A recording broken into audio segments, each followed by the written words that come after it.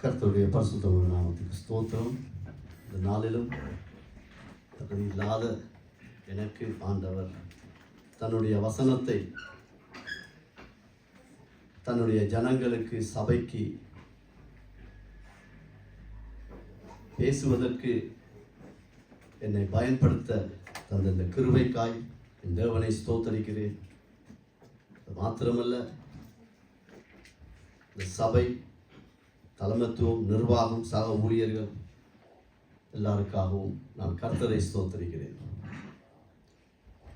இந்த நாளிலும் இறுதியாய் பாடப்பட்ட பாடலோடு இந்த செய்தி தொடர்புடையதாய் இருக்கிறது. கடவுளுடைய வசனம் இருபுறமும் கருக்குள்ளே பட்டயம். அசதியாய் அசட்டையாய் நாங்கள் கேட்கக்கூடாது. கர்த்தர் பேசுகிறார் எனக்கும் உங்களுக்கும்.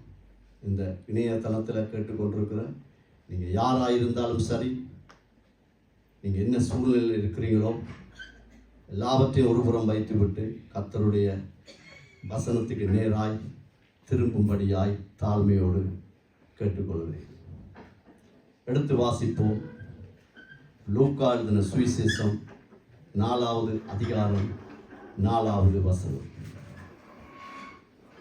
அவர் பிரதியுத்தரமாக, மனுஷன் அப்பத்தினாலே மாத்திரமல்ல, தேவனுடைய ஒவ்வொரு வார்த்தையினாலும் பிழைப்பான் என்று எழுதியிருக்கிறதே என்றார். ஆமென். தலைகளை தாழ்த்தி ஒரு விசை ஜெபித்திருந்தாலும் ஜெபிப்போம். பரிசுத்தமுள்ள பிதாவே, இந்த நாளிலும் நீர் எங்களோடு பேசும்படியாய் ஜெபிக்கிறோம். ஆண்டவரே, மனுஷனுடைய மாம்ச சிந்தை உமது ஊழியத்திலே இடைவிடாதபடிக்கு கர்த்தர் இந்த இடத்திலே நீர் என்னுடைய வாயாயிருந்து கர்த்தர் இந்த நாளிலும் நீர் நினைத்த உம்முடைய சித்தத்தின்படி உம்முடைய ஊழியத்தை செய்து முடிக்க எங்களுக்கு கிருபை தரும்படியாய் ஜெபிக்கிறோம். கேட்கிற ஒவ்வொருவருடைய இருதயங்களும் திறக்கப்படட்டும். இயேசுவின் மூலம் ஜெபிக்கிறோம். உமது பரிசுத்த நாமம் ஒன்றே கனம் அடைவதாக, மேன்மையை அடைவதாக.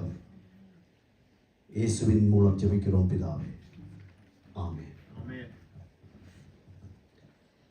இந்த இடத்திலே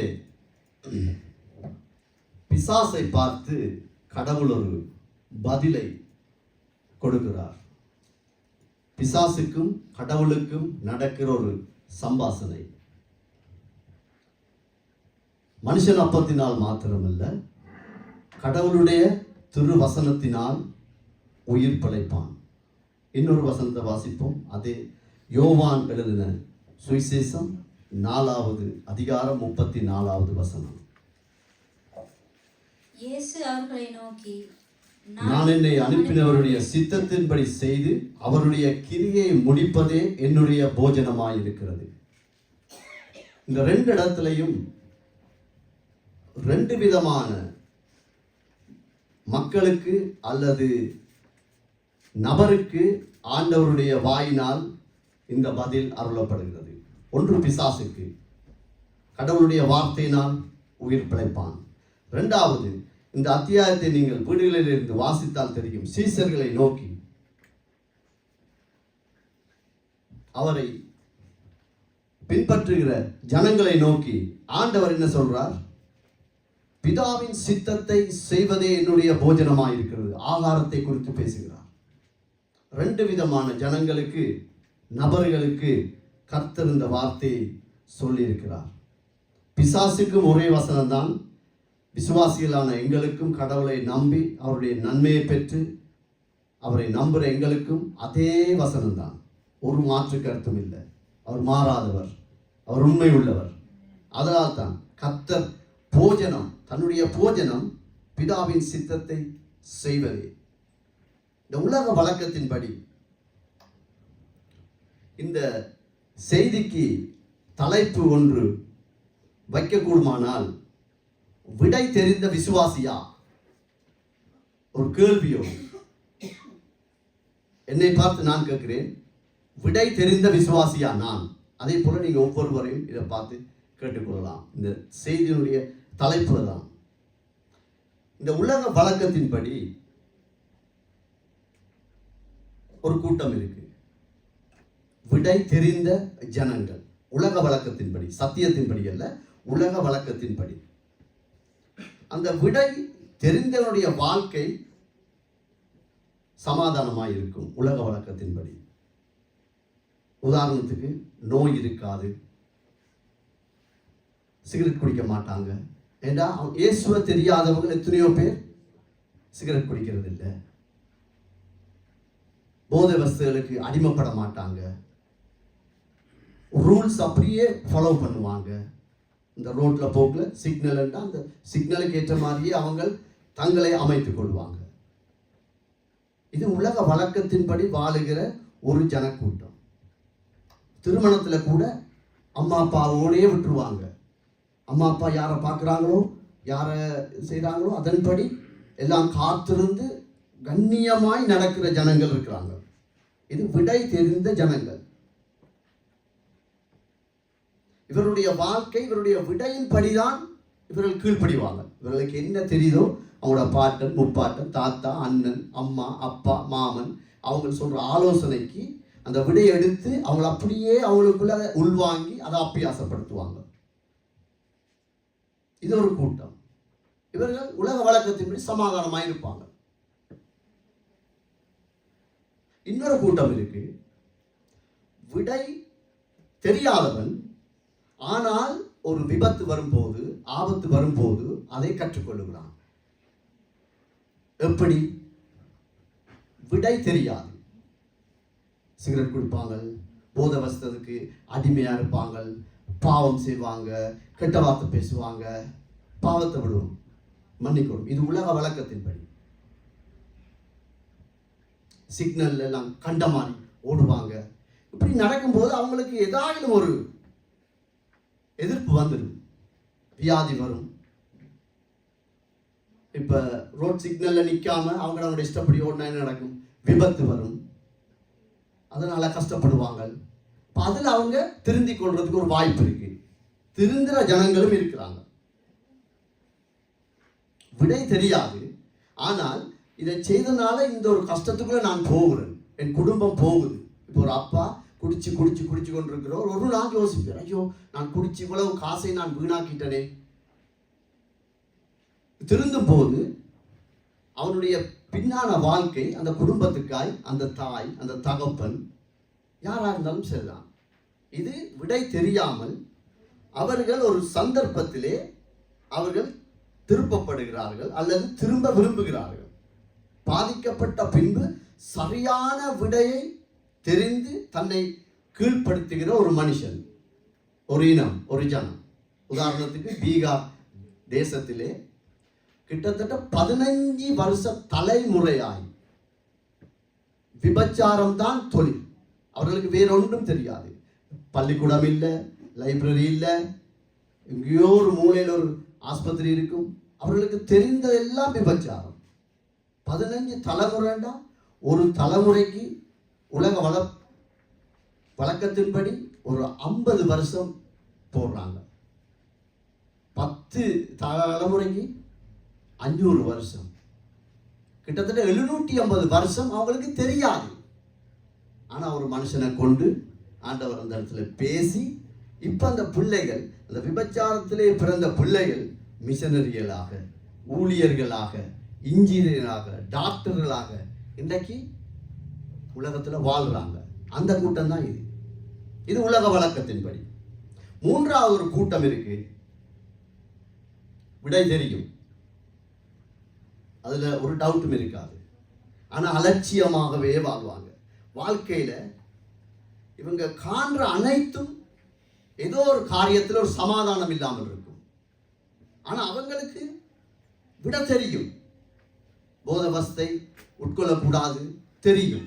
சிகரெட் பேக்கெட்லேயே எழுதியிருக்காங்க, குடிப்பது உடல் நலத்துக்கு கேடாகும், குடிக்காத. வாய் அழுகின மாதிரி போட்டோ போட்டிருக்கு, ஈரல் அழுகின மாதிரி போட்டோ போட்டிருக்கு. அதெல்லாம் பார்த்தும் குடிக்கிறாங்க. இது தவறுன்னு தெரிந்தும் அப்படியே ஒரு வாழ்க்கை வாழ்வதை இன்றைக்கு உலக வழக்கத்தின்படி இந்த 3 கூட்டம் விட தெரியும். ஆனா அந்த விடைக்கு நான் கீழ்ப்படிய மாட்டேன், என்னுடைய இஷ்டத்துக்கு தான் வாழ்வன் என்ற ஒரு கூட்டம் இருக்கு.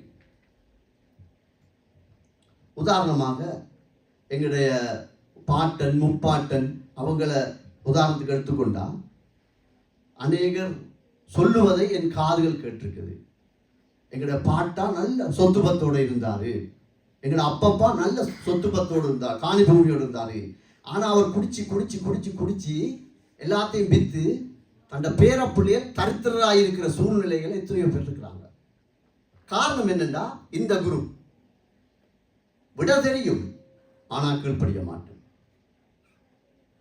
ஆங்கிலத்தில் என்ன சொல்லுவாங்க, மை கார் மை பெட்ரோல், நான் என்ற ஒரு ஆணவத்தோடு வாழ்ற ஒரு கூட்டம். அதனால பேரப்பிள்ளைகள் கூட கஞ்சிக்கு வழி இல்லாம இருக்கிற எத்தனையோ வீடுகள் குடும்பங்கள் இன்றைக்கும் இருக்கு. நான் கேட்டிருக்கேன். அதனால இன்றைக்கு சபைக்கு என்னையா நீங்க கொண்டிருக்கிறீங்க, கடவுள் எனக்கு தந்ததை நான் அப்படியே உங்களிடத்துல வைக்க ஆண்டவர் எனக்கு உதவி செய்வாரா. ஆவிக்குரிய திடமான உதாரணம் என்ன? ஆவிக்குரிய திடமான உதாரணம் எடுத்து வாசிப்போம். யோவான் 4:25-26. அந்த ஸ்திரீ அவரை நோக்கி, கிறிஸ்து என்னப்படுகிற மேசியா வருகிறார் என்று அறிவேன், அவர் வரும்போது எல்லாவற்றையும் நமக்கு அறிவிப்பார் என்றார். அதற்கு இயேசு, உன்னுடனே பேசுகிற நானே அவர் என்றார். ஆமென். இந்த வசனத்துல சம்பாஷணம் நடக்குது இயேசுவுக்கும் சமாரியா ஸ்திரீக்கும். அப்ப இதுல பேசும்போது சமாரியா அந்த ஸ்திரீக்கு ஒரு விட தெரியுது. என்ன தெரியுது? என்னுடைய அந்தரங்க வாழ்க்கையில நான் செய்த எல்லா காரியத்தையும், ஒரு காரியம்தான் வேதாகமத்துல பதிவேற்றம் செய்யப்பட்டிருக்கிறது, நான் விசுவசிக்கிறேன், அநேக காரியத்தை ஆண்டவர் அவளுக்கு வெளிப்படுத்தியிருப்பார். அப்போது அவளுக்கு விட தெரியுது, அடே என்னைய பற்றி எல்லாவற்றையும் இவர் சொல்லி போட்டாரே. ஆனாலும் இயேசுவின் பதில் அங்கே உறுதிப்படுத்தப்பட்டது. நான் தான் அந்த கிறிஸ்து, நான் தான் ஆண்டவர், நான் தான் இரட்சகர், நீங்கள் காத்திருப்பவர் நான் தான் என்று ஆண்டவர் அதை உறுதிப்படுத்துகிறார். ஆனாலும் அதே அதிகாரம் 29-34 முதலாவது 29வது வசனத்தை வாசிங்க. 4ஆம் அதிகாரம் யோவான் 4:29. நான் செய்த எல்லாவற்றையும் ஒரு மனுஷன் எனக்கு சொன்னார். பாருங்க, அவர் சொல்றார், நான் எனக்குள்ள இருக்கிற எல்லா காரியத்தையும் எனக்கு அவர் சொல்லிட்டார். வாசிங்க. அவரை வந்து பாருங்கள், அவர் கிறிஸ்துதானோ என்றார். இயேசு சொல்லிட்டார், நான் தான் கிறிஸ்து. ஆனா அவங்களோட ஊர் கூட்டங்கள், ஜனங்கள் அல்லது நண்பர்களை பார்த்து சொல்றார், இவர் கிறிஸ்துவான்ற ஒரு டவுட்டா இருக்கு, வந்து பாருங்க எல்லாரும், இவர் கிறிஸ்துவா? இந்த அம்மாவுக்கு வந்த கேள்வி, இவர் கிறிஸ்துவா இருக்கலாமா, சத்தியம் இவர் தானா என்ற ஒரு கேள்வி. 34 வாசிங்க. இயேசு அவர்களை நோக்கி, நான் என்னை அனுப்பினவருடைய சித்தத்தின்படி செய்து அவருடைய கிரியை முடிப்பதே என்னுடைய போஜனமாய் இருக்கிறது. ஆமென். ஒரு மனுஷன் உயிர் வாழ்வதற்கு போஜனம் அவசியம், சாப்பாடு அவசியம். பிதாவின் சித்தத்தை நிறைவேற்றவே இரட்சகர் வந்தார். ஒரு கிறிஸ்தவனுடைய அடையாளம், ஒரு ஆவிக்குரிய பிள்ளையினுடைய அடையாளம், கடவுளுடைய திருவசனத்திற்கு ஒப்பு கொடுத்து வாழுகிற ஒரு குடும்பத்துக்கு, வாலிப பிள்ளைக்கு, திருச்சபைக்கு, ஊழியக்காரனுக்கு ஒரு அடையாளம் தேவ சித்தத்தின்படி அவன் வாழ்வது. அதுதான் அவனுக்கு மிகவும் மிகுந்த பெருமதியான ஒரு போஜனமாய் இருக்கிறது. அது ஆண்டவர் தன்னை அப்படி காண்பிக்கிறார். தேவ சித்தத்தின்படி குருவை போல சீசன் இருக்கும். நான் ஊழியக்காரன் என்றால் எனக்கு குரு யாரு, எங்களுக்கு யாரு, மேய்ப்பன் யாரு? கர்த்தராகிய ஆண்டவர். நானே வழியும், நானே சத்தியமும், நானே ஜீவனுமாய் இருக்கிறேன் என்று அவர் அழைத்த அழைப்பின்படி அவர்தான் எங்களுக்கு குரு. அவரை போலதான் எங்களுடைய வாழ்க்கை இருக்க வேண்டும். அப்படி இருக்கும் போது எந்த தடையும் வராது. எதற்கு? தேவ சித்தத்தை நாங்கள் செய்வதற்கு எங்களுக்கு தடை வராது என்றதை தெளிவாக அவர் இந்த இடத்திலே மறைமுகமாய் அவர்களுக்கு சொல்லியிருக்கிறார். கிறிஸ்து இவர்தானா? அப்ப சத்தியத்தின் அடிப்படையில் இருந்து இந்த 3 விதமான மக்களை, ஜனங்களை, நபர்களை நாங்கள் இன்றைக்கு வேதாகமத்தின் அடிப்படையில் நாங்கள் தியானிப்போம். ஆண்டவர்களுக்கு உதவி செய்வாராக. முதலாவது கூட்டம் நான் என்ன சொன்னேன்? விட தெரிஞ்சு அந்த விடைக்கு கீழ்ப்படுகிற ஜனங்கள். மத்தேயு 6ஆம் அதிகாரம் 33ஆம் வசனத்தை வாசிங்க. முதலாவது தேவனுடைய ராஜ்யத்தையும் அவருடைய நீதியையும் தேடுங்கள், அப்பொழுது இவைகள் எல்லாம் உங்களுக்கு கூட கொடுக்கப்படும். ஆமென். இது உண்மையிலே கடவுளால் ஆசீர்வதிக்கப்பட்ட ஒரு குடும்பம், கடவுளால் ஆசீர்வதிக்கப்பட்ட அழைக்கப்பட்ட ஒரு திருச்சபை. அது வாலிப பிள்ளையா இருக்கலாம், அம்மா அப்பாவா இருக்கலாம், யாரா இருக்கலாம்.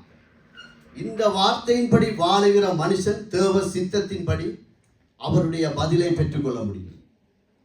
அந்த பதிலை பெற்றுத்தான் அவனுடைய கிரியை இருக்கும், அவனுடைய பதில் இருக்கும். யாராவது ஒரு கேள்வி கேட்டால் இந்த முதலாவது தேவனுடைய ராஜ்யத்தை நீதியை தேடுங்கள் என்ற அந்த பதிலுக்கு கீழ்ப்படிந்தவன், இதுதான் என்னுடைய விட, வேற மாற்று விடையே இல்லை. ஒரு கிறிஸ்தவனுக்கு முதலாவது தேவனுடைய ராஜ்யத்தை நீதியை தேடு, இந்த விடைக்கு நான் கீழ்ப்படுகிறேன்ற மனுஷன் இந்த பதிலின் படியே அவன் வாழ்வான். இப்படி வாழ்றவங்க எத்தனையோ பேர் இருக்கிறாங்க. அவர்கள் சாதாரணமாய் அதை பதிலை ஏற்றுக்கொள்ளல, அவருடைய கிரியை அதுக்குள்ளே இருந்தது. விழுந்தாலும் திரும்பி எழும்பினார்கள், விழுந்தாலும் திரும்பி எழும்பினார்கள். எத்தனையோ ஊழியர்கள், எத்தனையோ குடும்பங்கள் விழுந்து விழுந்து எழும்பி திரும்பவும் கர்த்தருக்குள் நிற்பதற்கு காரணம் இந்த பதில் அவர்களுக்கு தெரியும். இந்த பதிலுக்கு தங்களை கீழ்ப்படுத்திக் கொண்ட ஒரு குடும்பம், ஒரு சபை, ஒரு தேசமாய் கூட இருக்கலாம். இன்றைக்கு சவுத் கொரியாவில் எத்தனையோ ஆயிரக்கணக்கான லட்சக்கணக்கான ஜனங்கள் ஆராதித்துக் கொண்டிருக்கிறாங்க. இந்த நேரத்தில் நாங்கள் ஒரு சொற்ப ஜனம்தான். காரணம் என்ன? அந்த ஜனங்களுக்கு இந்த சத்தியத்தை அப்படி ஏற்றுக்கொண்டு விட்டார்கள். இதுதான் பதில் அவங்களுக்கு. முதலாவது தேவனுடைய ராஜ்யத்தை நீதியை தேடினால் மிச்சம் எல்லாம் கர்த்தர் பார்த்துக் கொள்வார் என்ற ஒரு திடம், ஒரு நம்பிக்கை, ஒரு விசுவாசம் இருக்கிற ஒரு ஜனக்கூட்டம். இது ஒரு கூட்டம்.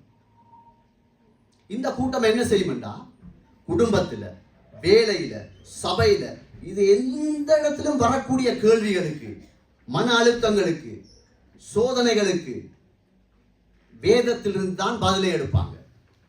ஏண்டா சத்தியத்தை அறிவீர்கள், சத்தியம் உங்களை விடுதலையாக்கும். இதான் முதலாவது தேவனுடைய ராஜ்யத்தை நீதியை தேடுங்க. குடும்பத்தில் என்ன பிரச்சனை வந்தாலும் வேதத்தில் இருந்து தான் பதிலை எடுப்பாங்க, வெளியால இருந்து எடுக்க மாட்டாங்க. காரணம் என்னன்னா, இந்த வசனத்துக்கு கீழ்ப்படுத்த ஜனங்கள், அவர்கள் ஆசீர்வதிக்கப்பட்டவர்கள். அவர் கர்த்தரால் ஆசீர்வதிக்கப்பட்டவர்கள் மாத்திரமில்லை, கடவுளுக்காய் வாழ்கிறவர்கள். இன்னொரு கூட்டம் இருக்கு, விட தெரியாது, ஆனா கற்றுக்கொண்டுட்டாங்க. விட தெரியாது, விட தெரிஞ்சவனுடைய வாழ்க்கை அநேக பரிசுத்தவான்களை பார்க்கலாம். உதாரணத்துக்கு பேதுருவை சொல்லலாம்.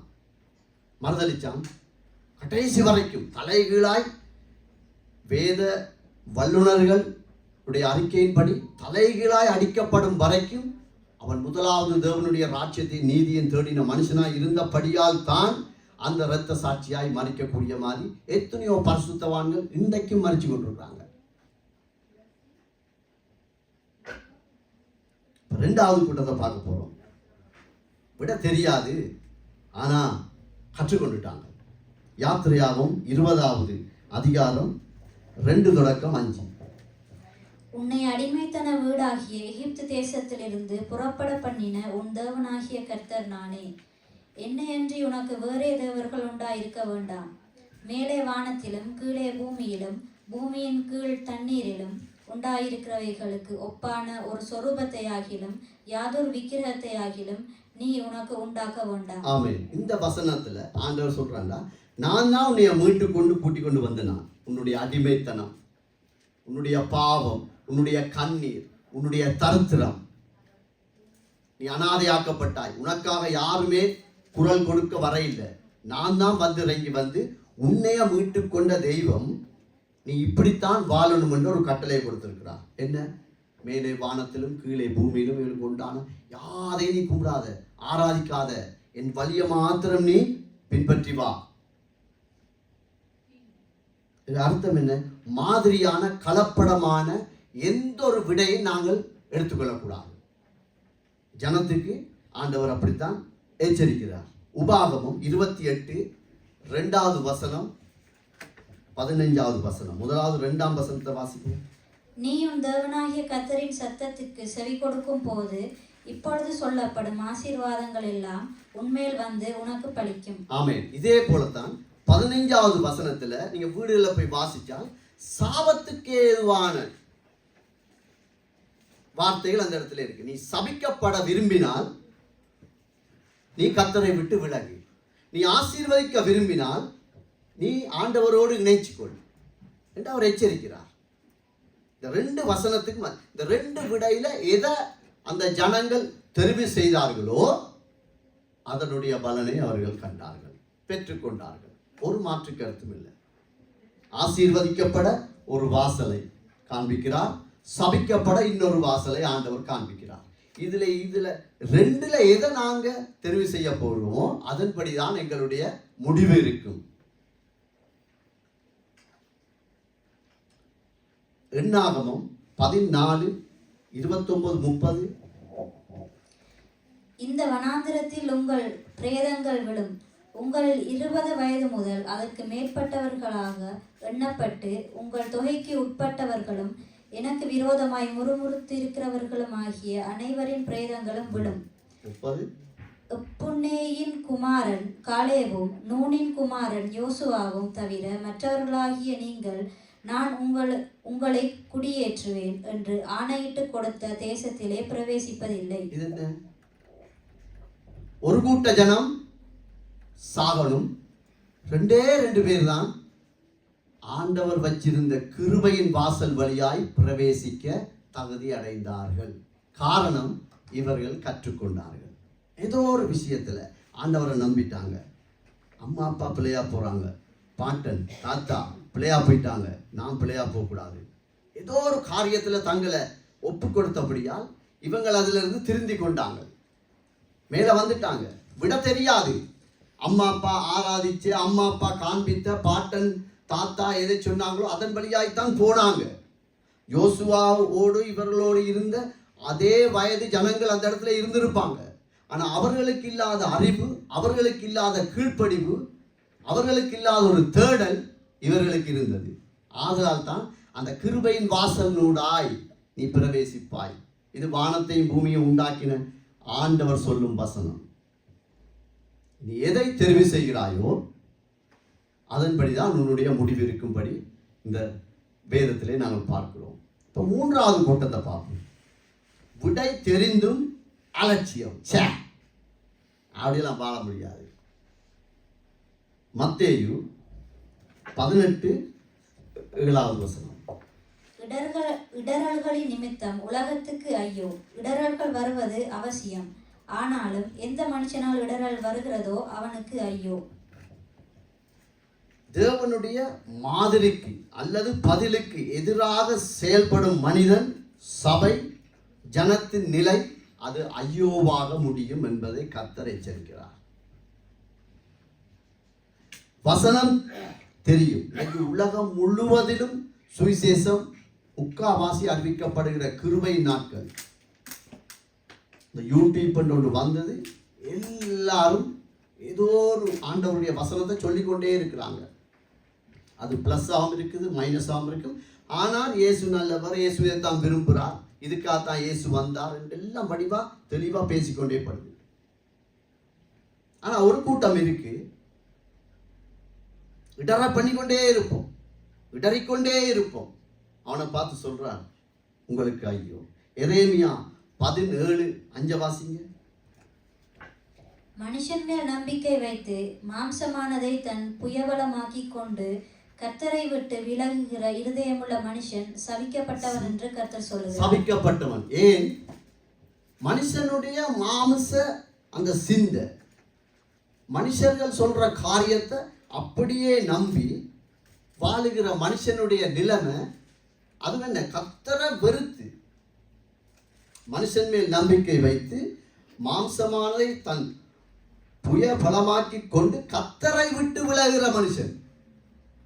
நம்புகிற மனுஷன் மட்டுமில்லை, கடவுளையே அப்படியே ஒதுக்கி நாங்கள் இந்தால போகிறோம், கடவுள் வேண்டாம், கொஞ்சம் ரொம்ப கஷ்டமா இருக்கு, சத்தியம் எங்களுக்கு கொஞ்சம் இறுக்கமாக இருக்கு, முடியாது. அதான் அந்த மாம்ச சுயபலம் மனுஷன் சொல்ற. இதுக்கு ஒரு உதாரணம். இந்த உலகத்தில் கிறிஸ்தவ கூட்டத்தில் அதிகமாய் கூடுகிற கூட்டம் யாரு? எனக்கு தெரிந்த மட்டும் ரோமன் கத்தோலிக்கம். நான் அந்த ஒரு பாரம்பரியத்திலிருந்து வந்த ஒரு மனுஷன்.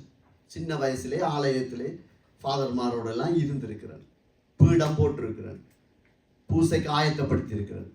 பீட பணியாளர்கள் என்று சொல்லுவாங்க, ஓல்ட பாய்ஸ், அதில் இருந்திருக்கிறேன். 4 மணிக்கு எழும்பி 5 மணிக்கு திருந்தாதி மணி அடிக்கணும், பெரிய மணி. 1ஆம் மணி, 2ஆம் மணி, 3ஆம் மணி, அப்படியெல்லாம் இருந்த ஒரு மனுஷன். அதனால் நான் தைரியமாக இதை இந்த இடத்துல பேசுவதற்கு கர்த்தர் எனக்கு உதவி செய்கிறார். இந்த ரோமன் கத்தோலிக்கத்தில் இருக்கிற குருக்கள், பிஷப்மார், போப்மார், இவர்களுக்கு தெரியாதா மேலே வானத்திலும் கீழே பூமியிலும் இவைகளுக்கு ஒப்பான யாதொரு விக்கிரகத்தையும் சுருவத்தை உண்டாக்காத, அதை நமஸ்கரிக்காத, அதை ஆராதிக்காத, அதை உண்ட பிள்ளைகளுக்கு வழிகாட்டாத என்று அவங்களுக்கு தெரியாதா? தெரியும். ஒரு பாதிரியா, அதாவது ஒரு குருவானவராய் படித்து வெளியே வர கிட்டத்தட்ட 10 வருஷம் எடுக்குது. கிட்டத்தட்ட 10 வருஷம். நீங்க கேட்கலாம், உனக்கு எப்படி தெரியும்? நான் குருவானவராக படிக்க அப்ளிகேஷன் போட்டால் பரலோகம் அண்டைக்கு அதை நிப்பாட்டிட்டு எனக்கு வந்தது பதில். இப்ப சரியான ஆட்கள் கூட அடுத்த வருஷம் நான் அவனை கூப்பிடுறேன். கூப்பிட இல்லை, கர்த்தருக்கு சோத்திரம்.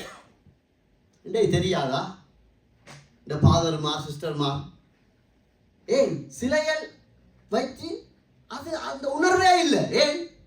மனுஷனுடைய வழி, அவனுடைய மாம்ச சுயபலம் இன்றைக்கு ஆளுமை செய்து அதை நம்புறான். அவனை பார்த்து ஆண்டவர் சொல்றார், சபிக்கப்பட்ட ஜனங்கள். ஆண்டவர் சொல்லிட்டார், உருவாக்காத, நமஸ்கரிக்காத, அந்த விதை உன்னை அழிக்கும், அது சாபம், அது உன்னை மாத்திரமல்ல உன் சந்ததியை அழிக்கும். கேட்க பார்க்க ஆர்வமே இல்லை. அதுக்கு ஒரு சாட்டை சொல்லி, அதுக்கு ஒரு காரணத்தை சொல்லி, இது ஒரு அடையாளம், எல்லாத்தையும் சொல்லி எப்படியோ எத்தனையோ லட்சக்கணக்கான ஜனங்கள் இன்றைக்கு பின்பற்றி கொண்டுதான் இருக்கிறாங்க. இது விட தெரிந்து அசதியாக இருக்கிறாங்க. நீதிமொழிகள் 29:12 வாசிங்க. அதிபதியானவன் பொய்களுக்கு செவி கொடுத்தால் அவன் ஊழியக்காரர் யாவரும் துன்மார்க்கர் ஆவார்கள். ஆமென். அதிபதிகள் யாரு? 10 வருஷம் படித்து குருக்களாகி, பிஷப்பாகி, போப்பாகி பொய்களுக்கு செவி கொடுத்தால் அவனுடைய ஊழியக்காரர் யாவரும் துன்மார்க்கர் ஆவார்கள். ஆண்டவர் பாருங்க எவ்வளவு நல்லவர் என்று, எவ்வளவு தெளிவா எழுதி வச்சிருக்கார். ஞாயிற்றுக்கிழமை ஆண்டவர், வெள்ளிக்கிழமை கல்லறை ஆண்டவர், செவ்வாய்க்கிழமை அந்தோனியார், வியாழக்கிழமை வேளாங்கண்ணி மாதா, வாசல்ல பேரை மறந்து போனது சிலைய அப்படியே நிற்கும் வாளோட கபிரியேல் தூதன். ஆண்டவர் சொல்றார், மனுஷனை நம்பாத. அதிபதியானவன், அதாவது இது மிச்சம் கவனம். நாங்கள் துர்மார்க்கத்திலே போறதுக்கு இந்த ஜனங்களை கொண்டு நடத்துகிற வழி தெளிவாய் வேதத்திலே எழுதப்பட்டிருந்தும் அசட்ட, இது வேண்டாம். இதனுடைய முடிவென்ன? ஆண்டவருடைய மன்னிப்பு, இரக்கம், காருண்யம், இவைகளுக்கு எல்லாம் ஒப்போசிட்டா தான் அவங்களுக்கு நடக்கும். காரணம், உனக்கு கண் திறக்கப்பட்டு எழுதி வைத்திருக்கிறது. இன்னைக்கு அதே பரிசுத்த வேதாமத்தான் பலிபீடத்தில் இருந்தெடுத்து அவங்க பூச வைக்கிறாங்க, பிரசங்கம் பண்றாங்க. சிலுவப்பாதை ஆண்டவர் கீழே விழுற மாதிரி எல்லாம் விழுறான், அடிக்கிறான், ஆனா சிலையை வழிபடுகிறான்.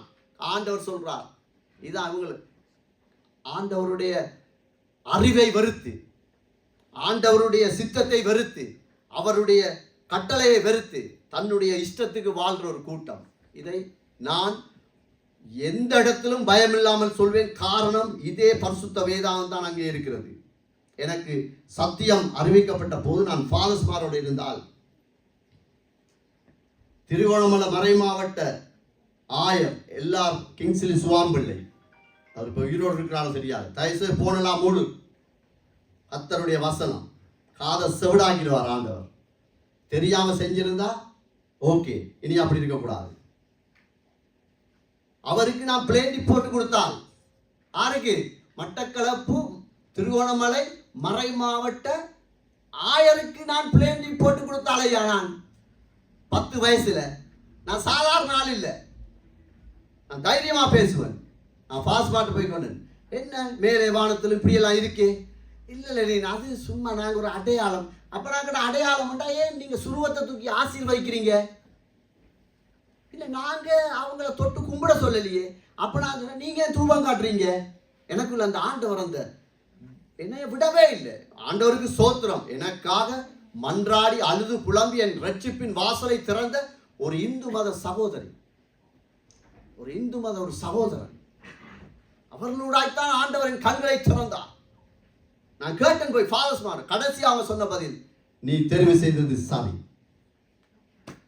ஆமென், கர்த்தருக்கு சோத்திரம். ஆனா அதிலிருந்து அவங்க வெளியே வர இல்லை.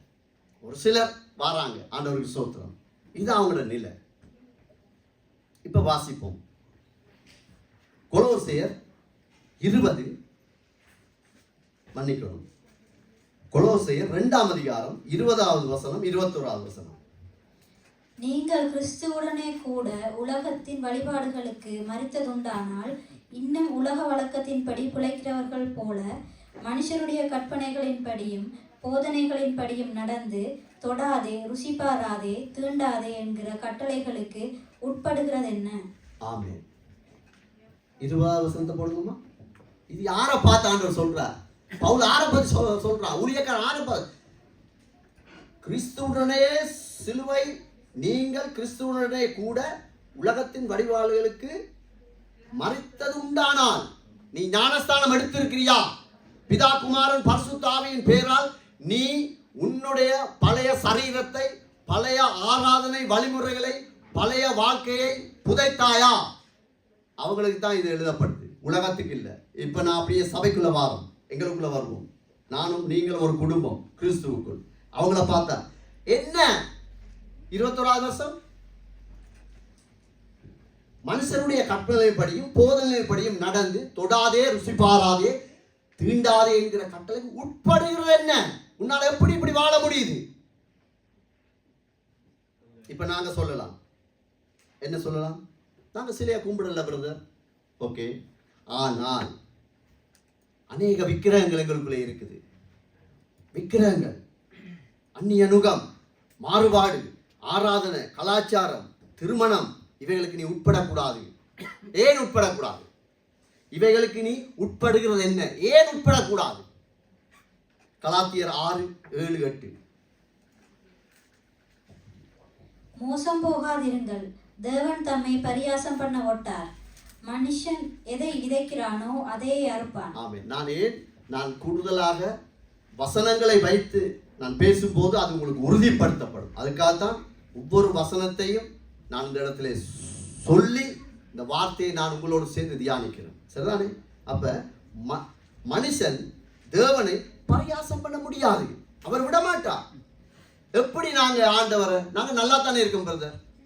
கோபம், மூர்க்கத்தனமான பேச்சு, மன்னிக்க முடியாத நிலை, பிள்ளைகளுக்கு முன்மாதிரியா இல்லை. இது எல்லாம் கடவுளை பரியாசம் பண்ணுகிற ஒரு காரியம். ஆராதனை நடக்கும், போன பார்க்கிறது, உண்ட புள்ளால பார்க்குது, உண்ட சந்ததியால பார்க்குது. பரியாசம். ஏசு தானே தான் இருக்கிறோம். இல்ல, முக்கியமான ஒரு கோல் வந்தா ஓகே, அதை அவங்களுக்கு சொல்லிடணும். நான் இத்தனை மணிக்கு ஆராதனைக்கு போறேன், அப்படி இல்லாத அந்த டைமுக்கு நீ எழுப்பியா, வெளியே போய் காய்ச்சி போட்டு வந்துருவோம். தவிர்க்க முடியாத கோளுகள், அசட்ட, இப்படித்தான் நாங்க பரியாசம் பண்றோம். மேல இருந்து அவங்க சொல்லணும், ஜெபிங்க ஜெபிங்க ஜெபிங்க, சோத்திரம் பண்ணுங்க சோத்திரம் பண்ணுங்க, கை தட்டுங்க, பாடுங்க. தெரியாதா? ஆண்டவரிடத்திலிருந்து நன்மையை பெற்ற ஜனங்கள் அல்லவா நாங்கள். அழிய வேண்டிய எங்களை ஆண்டவர் தூக்கி எடுத்திருக்கிறார். அவருடைய காருண்யத்தால் அல்லவா நாங்கள் நிற்கிறோம். 8வது வசனம் சொல்லுது, நீ எதை விதைக்கிறாயோ நீ எப்படியும் எடுத்துட்டு போ, அது பிரச்சனை இல்லை. லெனினை பார்த்து ஆண்டவர் சொல்றார், நீ எப்படியும் எடுத்துட்டு போ. குடும்பம், மனைவி, பிள்ளைகள், நீ எப்படியும் வாழு. ஆனா நீ எதை விதைக்கிறாயோ அதை அறுப்பாய்.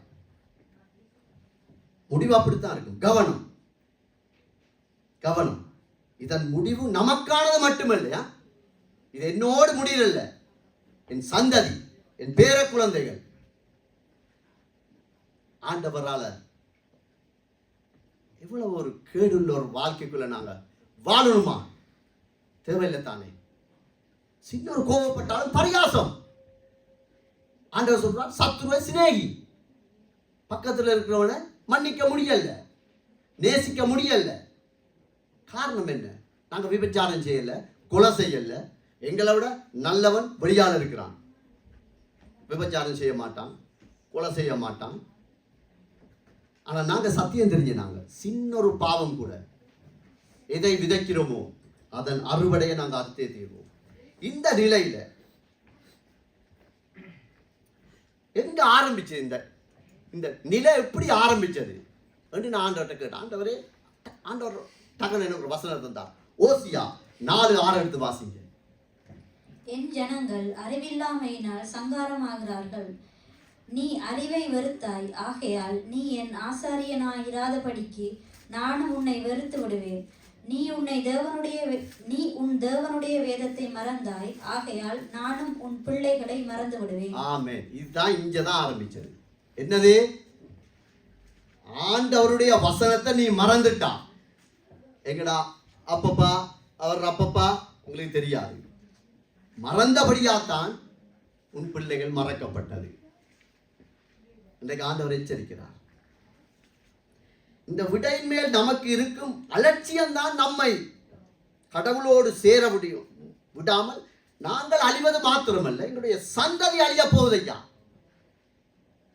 எங்களை நம்பி தந்த சந்ததி அதை அழிப்பதற்கு நாங்கள் காரணமாயிருக்கிறோம். ஏன்? ஆண்டவரை பரியாசம் பண்றது. சபையில எப்படி இருக்கிறோமோ அதே மாதிரி தான் குடும்பத்திலையும் இருக்கணும். சபையில எப்படி இருக்கிறோமோ அதே மாதிரி தான் வேதத்தலத்தில் இருக்கணும். சபையில எப்படி இருக்கிறோமோ அதே மாதிரி தான் பள்ளிக்கூடத்தில் இருக்கணும். மனுஷனுடைய ஆலோசனைக்கு வளைஞ்சி நெளிஞ்சி சுழிச்சு போகிறார். அப்படி போனால் அதுக்குரிய கிரகத்தை நானும் நீங்களும் அறுப்பதில் எந்த சந்தேகமும் இல்லை. கர்த்தர் சொல்றார், நீ வேதத்தை மறந்தால், என் வசனத்தை மறந்தால், நான் உன்னை மாத்திரமில்லை உன் பிள்ளைகளை மறப்பேன். எவ்வளவு வைராக்கியமா இருக்கிறார் அவருடைய பரிசுத்தத்தில் ஆண்டவர். யோவான் 13:3 வாசிங்க. தம்முடைய கையில் பிதா எல்லாவற்றையும் ஒப்பு கொடுத்தார் என்பதையும், தாம் தேவனிடத்தில் இருந்து வந்ததையும் தேவனிடத்திற்கு போகிறதையும் இயேசு அறிந்து. ஆமென். இந்த வார்த்தையில நீங்க வீட்டை போய் வாசிங்க. இந்த அதிகாரத்தை இயேசு சீசருடைய கால்களை கழுவ முதல் தம்முடைய பிதா எல்லாவற்றையும் கொடுத்திருக்கிறார் என்பதை அறிந்து, சகல வல்லமைகளும் அவரிடத்தில் இருக்கிறது தெரிந்துதான் ஆண்டவர் சீசருடைய கால்களை மாத்திரமல்ல, அவரை காட்டி கொடுக்கிற ஒரு மனுஷனுடைய காலையும் கழுவ ஆரம்பிக்கிறார். ஆண்டவர் காண்பிக்கிறார், நீ வேதத்தை, என்னுடைய சத்தியத்தை, அது அப்படியே அந்த நான் தந்த உனக்கு ஆலோசனைகள் விடைகளுக்கு கீழ்ப்படிய உனக்கு தாழ்மை இருக்கு. ஆனா நீ போதனா இருக்கலாம், ஒரு கூட்டத்துக்கு பெரிய ஒரு அதிகாரியா இருக்கலாம், குடும்பத்துல கணவனா இருக்கலாம், மனைவியா இருக்கலாம். ஆண்டவர் சொல்றார், பிதா எல்லாவற்றையும் அவருக்கு ஒப்பு கொடுத்தார் என்று அறிந்து, அவர் அந்த பிதாவின் சித்தம் வேதத்தில் அவர் அதுக்காகத்தான் நாம் வந்தன், அப்பாட சித்தத்தை நிறைவேற்றணும், அவ்வளவுதான். சீசர்கள் என்ன சொல்றாங்க, மற்றவங்க என்ன சொல்றாங்க, இப்படி அடிக்க போறாங்களே, ஆணி அடிச்சா நோவும், அப்படி நோவும், இப்படி நோவும், துப்புவாங்க. அது நோ, பிதாவின் சித்தத்தை நான் நிறைவேற்றத்தான் வந்தேன். அந்த நிலைக்கு நான் நீங்களும் வரணும். நான் ஊழியக்காரன், நான் யார் தெரியுமா, நான் ஊழியக்காரன் மகள், எல்லாம் வச்சிருவோம். தாழ்மை. அப்படி இருக்கிறவன், அப்படி இருக்க சொல்லிதான் ஆண்டவர் இந்த வார்த்தையை எழுதி வச்சிருக்கார். தனக்கு எல்லா மகிமையும் கொடுக்கப்பட்டதை அறிந்து அங்கே வாச்சிக்கிட்டா நேரம் காணாது, கால்களை கழுவினார். இந்த விடையை நாங்கள் பற்றி பிடிச்சு கொள்ளணும். எபேசியர் 2 அதிகாரம் 20-21 வாசிங்க. அப்போஸ்தலர் தீர்க்கதரிசிகள் என்பவர்களுடைய அஸ்திபாரத்தின் மேல் கட்டப்பட்டவர்களுமாய் இருக்கிறீர்கள். அதற்கு இயேசு கிறிஸ்து தாமே மூளைக்கல்லாய் இருக்கிறார். ஆமென். இப்ப ஒரு வீடு கட்டுறதுக்கு மூளைக்கல், அதாவது ஒரு ஆண்டவருடைய சத்தியத்தின்படி வாழுவதற்கு எங்களுக்கு மூளைக்கல் ஆண்டவர் தான். அதான் இந்த இடத்துல அவர் தெளிவா எழுதி வச்சிருக்கிறார். இந்த மூளைக்கல்லை தாண்டி இயேசு கிறிஸ்து தான் என்னுடைய குடும்பத்தின் மூளைக்கல், இயேசு கிறிஸ்து தான் என்னுடைய சபையின் மூளைக்கல், இயேசு கிறிஸ்து தான் என்னுடைய தேசத்தின் மூளைக்கல், இயேசு கிறிஸ்து தான் அவருடைய கட்டளையின் அவருடைய விடையின்படிதான் நான் வாழ்வேன் என்று சொல்லுகிற எந்த ஒரு மனுஷனையும் யாரும் மேற்கொள்ள முடியாது, எவனும் மேற்கொள்ள முடியாது. காரணம் மூளைக்கல் அவர். 21வது வசனத்தை வாசிங்க. அவர் மேல் மாளிகை முழுவதும் இசைவாய் இணைக்கப்பட்டு கர்த்தருக்குள் பரிசுத்த ஆலயமாக எழும்புகிறது. ஆமென். இன்னொரு வசனம் சொல்லுது என்ன?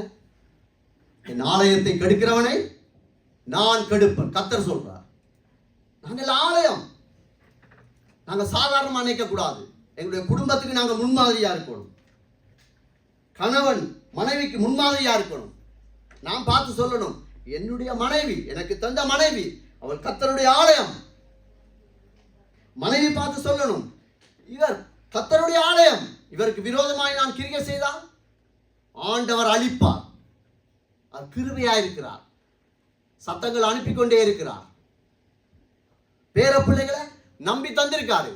காரணம், அவர்கள் ஆலயம், கர்த்தருடைய ஆலயம். ஒரு நாள் அவர்கள் எழும்பி நிற்பாங்க, ஆண்டவருக்காக உண்மையாக ஓடுவாங்க, ஊழியம் செய்வாங்க.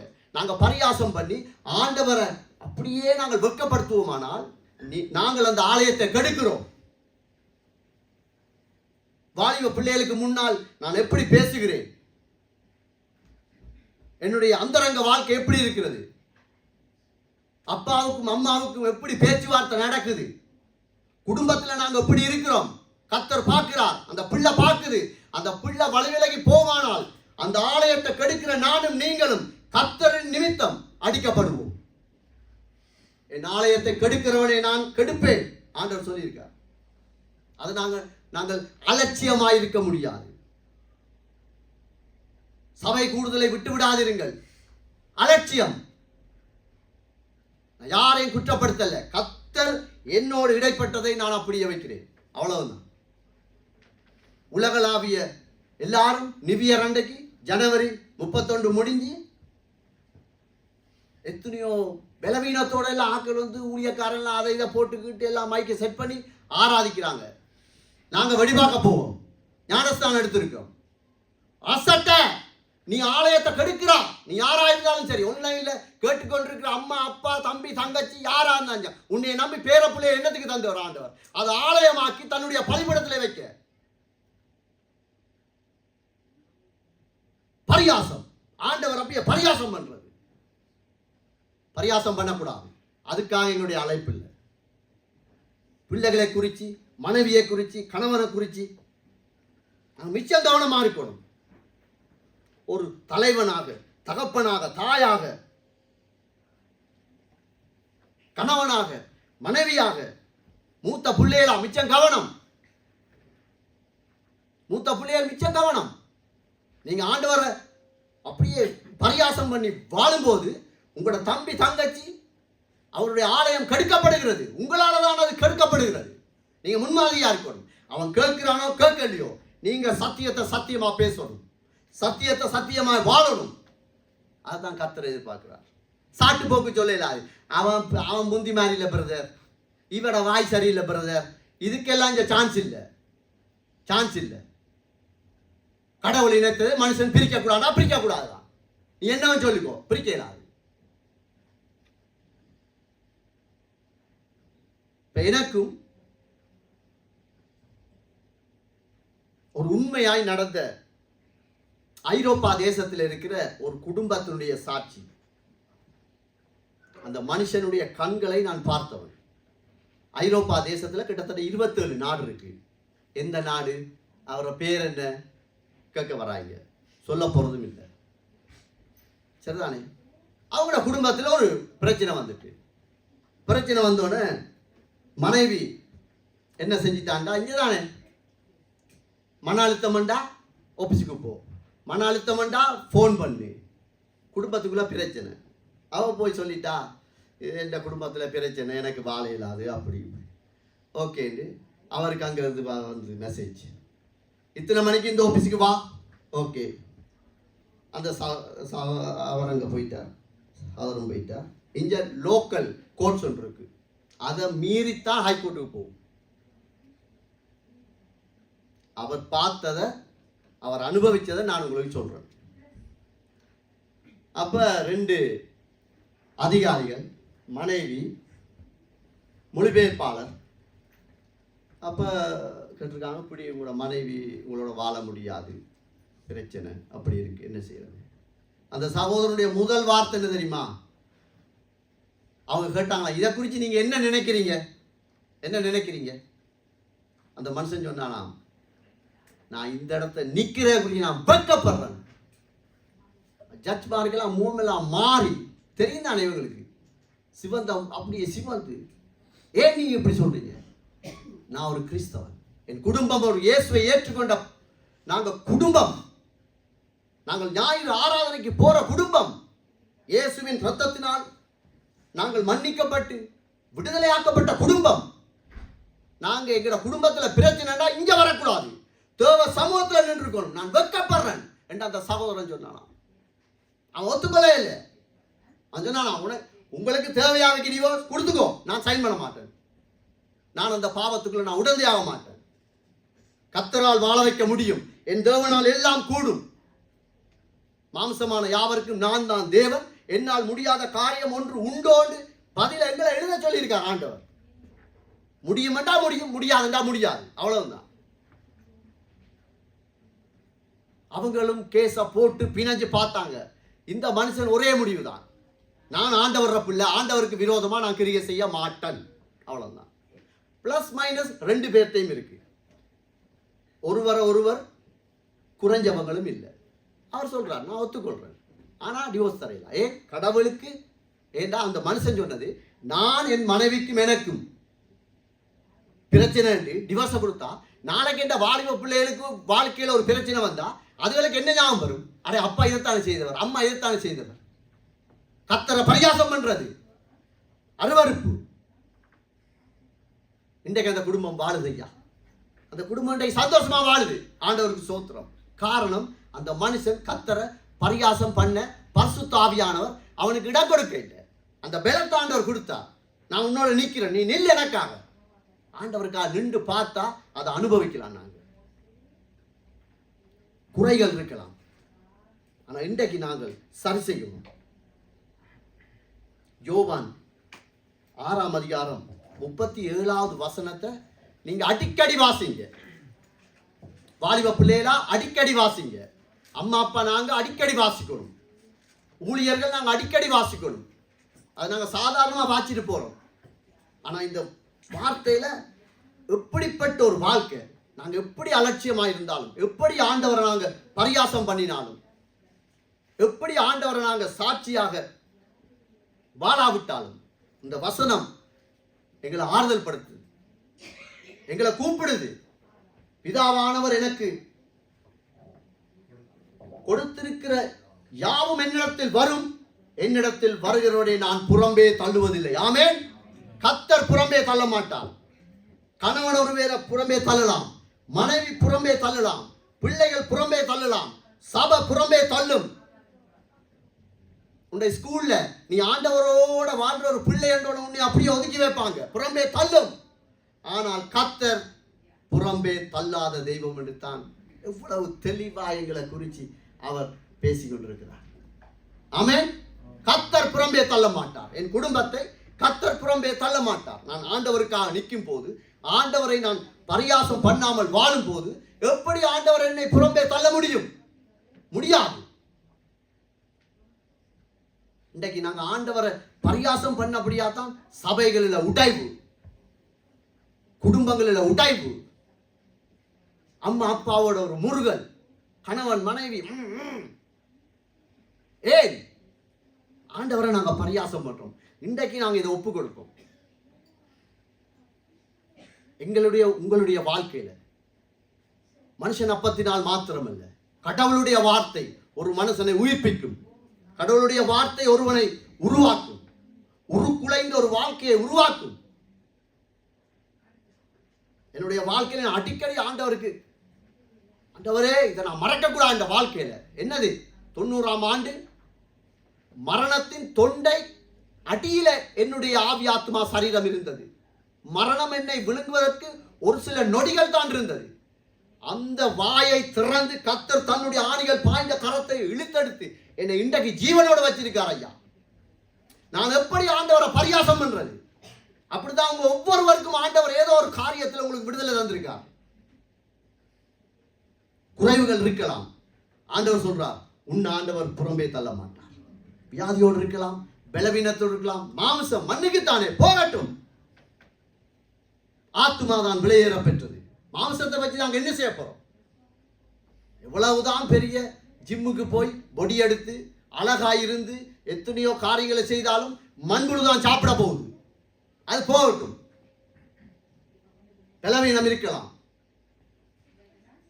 ஒற்றுமை இல்லாம காரியங்கள் இருக்கலாம், மன்னிக்க முடியாத காரியம் இருக்கலாம், மற்றவனை குற்றப்படுத்தி கொண்டே இருக்கிற ஒரு நயவஞ்சக இருதயம் இருக்கலாம், பண ஆசை இருக்கலாம்.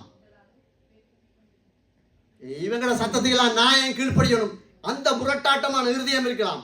ஆண்டவர் உன்னையும் என்னையும் பார்த்து சொல்றார், என்னிடத்திலே வருபவனை நான் புறம்பே தள்ள மாட்டேன். இன்றைக்கு வா, இன்றைக்கு தான் டே, இது இந்த நாள், இந்த நேரம் குறிக்கப்பட்டிருக்கிறது.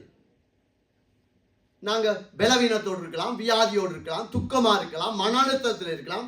கர்த்தரிடத்திலே நாங்கள் திரும்பினால் அவர் எங்களை புறம்பே தள்ள மாட்டார். வாலிப பிள்ளைகளா கவனம். உங்களோட திருமண உடன்படிக்கையெல்லாம் கவனமா இருக்கணும். சத்துரு உங்களுடைய கை மேல வைக்கிறது உங்களோட திருமணத்துல தான். காரணம் என்ன? நீங்க தேவ சித்தத்துக்கு விரோதமான ஒரு திருமண உடன்படிக்கையை நீங்கள் விரும்பி செய்வீர்களானால் ரெஸ்ட் ஆஃப் லைஃப் 100-2 தான் தப்பும்.